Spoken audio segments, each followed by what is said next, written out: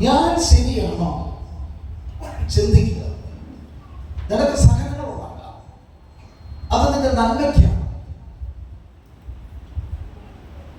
നമ്മുടെ മുമ്പിൽ ഒത്തിരിയേറെ വിശുദ്ധന്മാരുണ്ട്. ജോബുണ്ട്, ലിറ്റിൽ ഫ്ലവറുണ്ട്, സെന്റ് സെബാസ്റ്റ്യനുണ്ട്, സിസ്റ്റർ റാണി മരിയുണ്ട്. അപ്പൊ ഇങ്ങനെ സമയമുണ്ട്.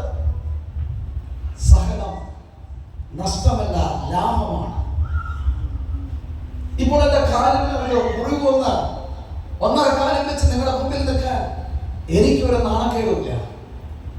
അനേകം മക്കൾ പറഞ്ഞു, എന്തിനാ ഇങ്ങനെ നാണം കെടാൻ പോകുന്നേ? ഒന്ന് രണ്ട് ധ്യാനങ്ങൾ മാറ്റി വെച്ച പോലെ. മാറ്റില്ല. എന്റെ ഈശോ അറിയാതെ എന്നിൽ നിന്നൊരു തലമുടി മാറിപ്പോലും പറന്നു പോവുകയില്ല, പിഴുതു പോവുകയില്ല. ഹല്ലേലൂയ. എന്റെ ഈശോയ്ക്ക് ഒരു നിമിഷം മതി എന്നെ സുഖപ്പെടുത്താൻ. ദൈവത്തിന് പ്ലാനുണ്ട്. ഞാൻ ഇനി കുറെ കൂടി നേരെയാകാനുണ്ടാകാം. കർത്താവിന്റെ പ്ലാൻ സ്വീകരിക്കുന്നു.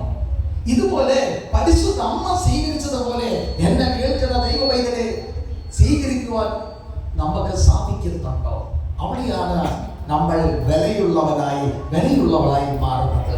ഹല്ലേലൂയ. ജോബിനെ പോലെ സഹനം സഹിക്കാൻ ആർക്കും സാധ്യമല്ല.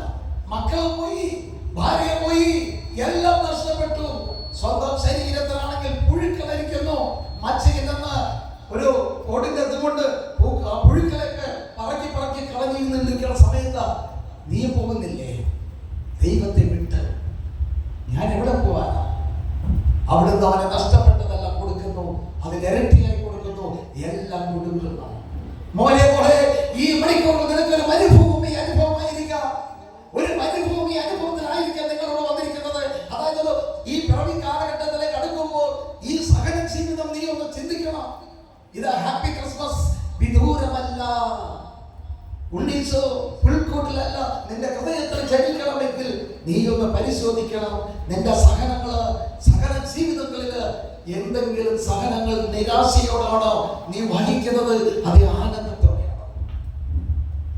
വിശുദ്ധ അൽഫോൻസാമ്മയിലേക്ക് ചെല്ലുമ്പോൾ ഒരു ദിവസം സഹനമില്ലെങ്കിൽ ഈശോയോട് നോക്കി പ്രാർത്ഥിക്കും. ഈശോയ്ക്ക് എന്നോട് ഇഷ്ടമില്ല അല്ലേ? സഹനം കൊടുക്കുന്നു. ചോദിച്ചാലും എനിക്കടക്കെ തന്നോളൂ. ഹല്ലേലൂയ. സഹനം വേറെ, തകർച്ച വേറെ. തകർച്ച നിരവധിയായ മാരകമായ പാപം ചെയ്യുന്നത് കൊണ്ട് തകർച്ചകൾ വരാം. അപ്പോൾ നമ്മൾ തിരിച്ചറിയണം. പക്ഷികൾ, ആടുകളൊക്കെ അറിയുന്നു, മഴക്കാലം വരുമ്പോൾ മഴ പെയ്യും. നമ്മുടെ ജീവിതത്തിൽ ഇതെല്ലാം കാണുമ്പോൾ നമ്മളൊന്ന് പരിശോധിച്ച് നോക്കുക, എന്താണ് നമ്മുടെ അവസ്ഥ. ഹല്ലേലൂയ. യേശുവേ നന്ദി.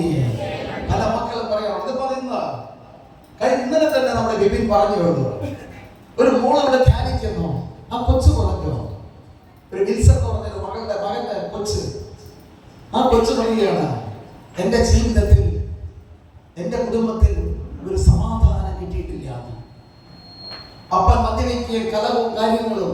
എന്റെ മക്കളെ, എന്റെ മോളെ, വിൽസന്റെ മോളെ, അല്ലെങ്കിൽ ദൈവമക്കളെ ഞാനും അനുഭവിച്ചിട്ടുള്ളതാണ്. ഞങ്ങളും എന്റെ അപ്പൻ വിൽസനെക്കാളും അത്ര കുറവല്ല, കൂടുതലാണെങ്കിലേ ഉള്ളൂ.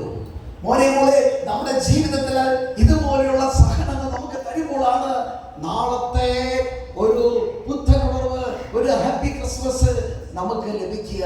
നമുക്ക് അല്പസമയം ഇരുന്ന് ഒന്ന് ചിന്തിക്കുക, ഞാൻ ഓക്കെയാണോ?